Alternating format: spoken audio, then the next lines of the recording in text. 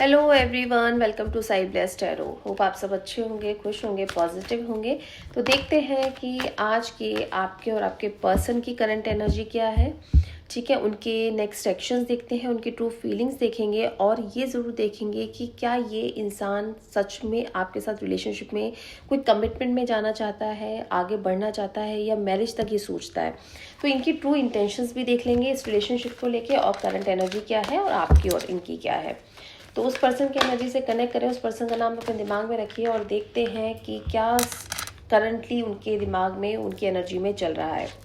तो यहाँ पे मैं एनर्जी ओरेकल कार्ड से एनर्जी चेक कर रही हूँ। ठीक है, फर्स्ट पहले आपके पर्सन की एनर्जी चेक करेंगे।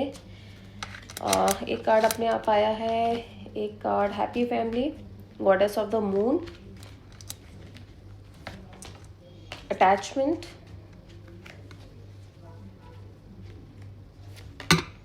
Man holding a heart, contract. यहाँ पे पहली बात तो अगर एनर्जी की बात करें कि ये इंसान ऑलरेडी मैरिड है। ठीक है, अगर जिसमें आप लोगों को पता है, काफ़ी लोगों को तो ठीक है, नहीं पता तो आप शायद पता कीजिए कि यहाँ पे वही लोग ज़्यादा कनेक्ट कर पाएंगे इस रीडिंग से जिनके पार्टनर ऑलरेडी मैरिड हैं। यानी रिलेशनशिप में बहुत ज़्यादा मैं ख़राब चीज़ें नहीं देख पा रही हूँ। हो सकता है मैरिड है, फैमिली है, बच्चे हैं, सब कुछ है, बहुत अच्छा जा रहा था। बट कहीं ना कहीं कुछ कहते हैं ना कि किसी को शौक होता है बाहर निकलने का, तो या कुछ कमी मिली या कुछ थोड़ी सी शुरुआत हुई, उसी शुरुआत में इस इंसान ने अपने आप को उस एनर्जी से डाइवर्ट करना शुरू कर दिया। और उस एनर्जी से जब ये डाइवर्ट हो रहे थे या एक सुकून ढूंढ रहे थे, तो उस सुकून में मिल गए हैं इनको आप। गॉडेस ऑफ द मून की एनर्जी है। 100% इनको ये लगता है कि ये इंसान, ये रिलेशनशिप बिल्कुल जेन्युइन है। 100% अपना दे रहे हैं, 100% लेना चाहते हैं, अटैचमेंट्स में आ गए हैं, बहुत ज़्यादा स्ट्रॉन्ग कनेक्शन फील करने लगे हैं। और अब हुआ ये है कि इनके जो करंटली जो रिलेशनशिप चल रहा था वहाँ पे प्रॉब्लम्स शुरू हो गई हैं। वहाँ पे एक ऐसा जोन आ गया जहाँ पे शायद या तो इनकी वाइफ या हस्बैंड को थोड़ा सा इस रिलेशनशिप के बारे में पता चलना शुरू हो गया है, जिस वजह से ये इंसान थोड़ा सा पीछे हटता हुआ नजर आ रहा है आपके साथ। एनर्जीज को बैलेंस करने की पूरी कोशिश करता है, ना तो आपको कंप्लीटली जाने दे रहा है, ना ही ये चाहता है कि आप जाओ। ये ज़रूर कहता है कि थोड़ा सा टाइम चाहिए, थोड़ी सी टाइम के साथ चीज़ों को बैलेंस करना है। और ये भी ज़रूर बताता होगा कि भाई मैं एक रिस्पॉन्सिबिलिटीज़ में हूँ, मैं ऐसे सिचुएशन में हूँ जहाँ पे मैं उनको भी कम्प्लीटली छोड़ नहीं सकता इस रिलेशनशिप में रहने के लिए। मुझे वो चीज़ें भी बैलेंस करनी है, मुझे वो चीज़ें भी मैनेज करनी है, मुझे आपके साथ भी मैनेज करना है, रहना है। तो ये इंसान है ना बहुत क्लियर बात करने लगा है इस रिलेशनशिप को लेकर। इसकी करंट एनर्जी में कॉन्ट्रैक्ट का कार्ड जो आया है वो ये दिखा रहा है कि हो सकता है कमिंग डेज या कमिंग फ्यूचर में इसके और इसके जो पार्टनर हैं, जिनके साथ ये लीगली मैरिड हैं, उनके साथ कुछ ना कुछ लीगल इश्यूज होते हुए नज़र आ रहे हैं। हो सकता है या तो उनके पार्टनर इनको कुछ ना कुछ नोटिस वगैरह देते हुए नज़र आ रहे हैं, या ये कहते हुए नज़र आ रहे हैं कि मैं इस रिलेशनशिप को ऐसे ही मैनेज कर सकता हूँ, इससे ज़्यादा मैं नहीं एफर्ट्स कर सकता। तो इनके जो पार्टनर है उनको ये चीज़ समझ में नहीं आ रही। तो यहाँ पे कुछ लोग ऐसे हैं जो खुद इनिशिएट नहीं करना चाह रहे, बट पार्टनर उनका करना चाहता है इनिशिएट। आपकी एनर्जी देखें, डोर टू वैल्यू। आप कहीं ना कहीं अपने करियर को लेके भी, फाइनेंशियल कॉन्स्टेंट्स को लेके भी बहुत डिस्टर्ब रह रहे हैं।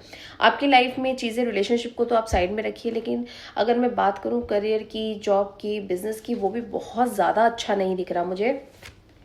बहुत ज़्यादा स्ट्रगल करना पड़ रहा है।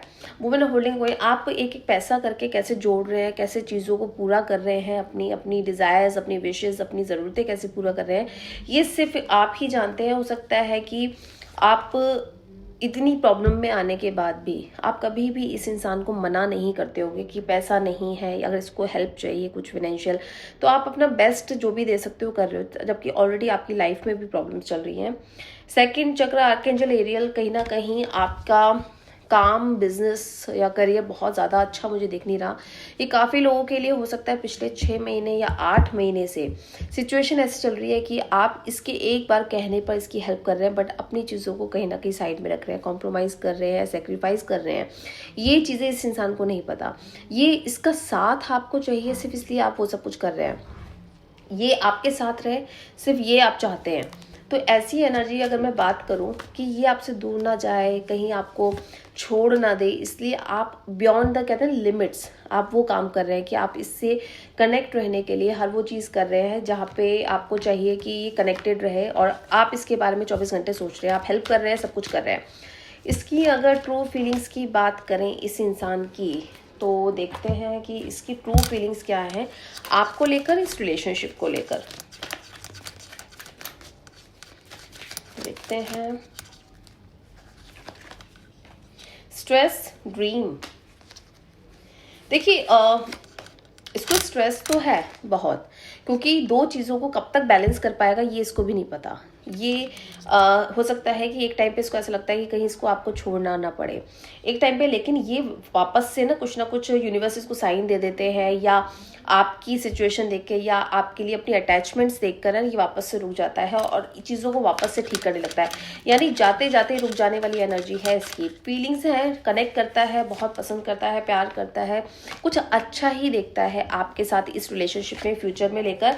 लवर्स का कार्ड बहुत क्लियर है कि प्योर लव है, ठीक है। और जितनी अटैचमेंट इसको आपसे हो गई है तो शायद जो ये रिलेशनशिप में था उतना कभी उसने वहाँ भी फील नहीं किया, क्योंकि आप इसके लिए एक है ना कंप्लीट पैकेज है। कंप्लीट पैकेज इन सेंस कि आप इसको प्यार भी दे रहे हैं, एफर्ट्स भी दे रहे हैं, केयर भी कर रहे हैं, रिस्पेक्ट भी दे रहे हैं, सब कुछ आप दे रहे हैं। और ये उस चीज़ में कहते हैं ना एक ड्रीमी लाइफ में है कि भाई ऐसा ही एक इंसान एक्सपेक्ट करता है किसी से।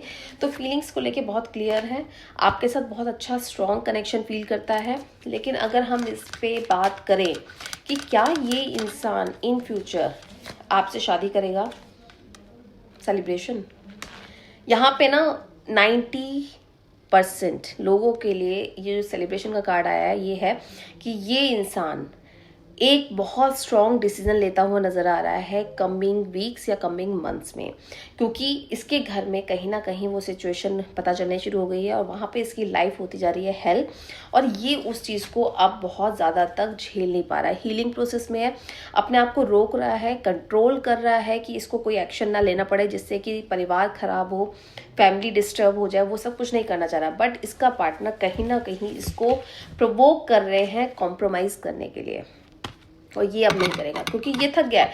इसको ऐसा लगता है कि अगर एक लाइफ है, उस लाइफ में भी अगर ये खुश नहीं रह पा रहा तो उस इंसान की भी क्यों एनर्जी ड्रेन करनी, या अपनी भी क्यों करनी है। ऐसी जगह जाओ ना जहाँ पे आपको वो सब कुछ मिले जो आप चाहते हो।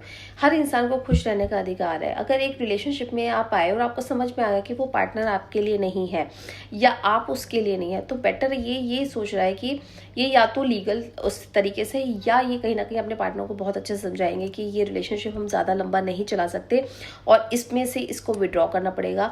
और यहाँ पे ये भी चांसेस है कि इसके पार्टनर इसको विड्रॉ नहीं करने देंगे, लेकिन ये एक हार्ड डिसीजन लेता हुआ नजर आ रहा है क्योंकि ये आपके साथ रहना चाहता है, आपके साथ लाइफ बढ़ाना चाहता है। हो सकता है आप में से कई लोगों ने लीगली नहीं बट इनफॉर्मल वाली मैं कह सकती हूँ कि शादी कर भी ली होगी, और उस चीज़ में ही इसको बहुत ब्लेस्ड फील होता है कि आप इसका एज अ लाइफ पार्टनर है, सोलमेट है। तो यहाँ पे ये जो रीडिंग है ये उन्हीं लोगों के लिए है जो थर्ड पार्टी सिचुएशन से डील कर रहे थे और आपके मन में कंफ्यूजन था कहीं ऐसा ना हो कि ये थर्ड पार्टी जीत जाए और आपको कहीं ना कहीं कॉम्प्रोमाइज़ करना पड़े, सेक्रीफाइस करना पड़े इस रिलेशनशिप को। तो ये रीडिंग आपके लिए थी। तो यहाँ पे आपके पार्टनर आपके लिए स्ट्रॉन्ग एक्शन लेते हुए नजर आ रहे हैं, बहुत पॉजिटिव, और इस रिलेशनशिप को आगे बढ़ाते हुए नजर आ रहे हैं।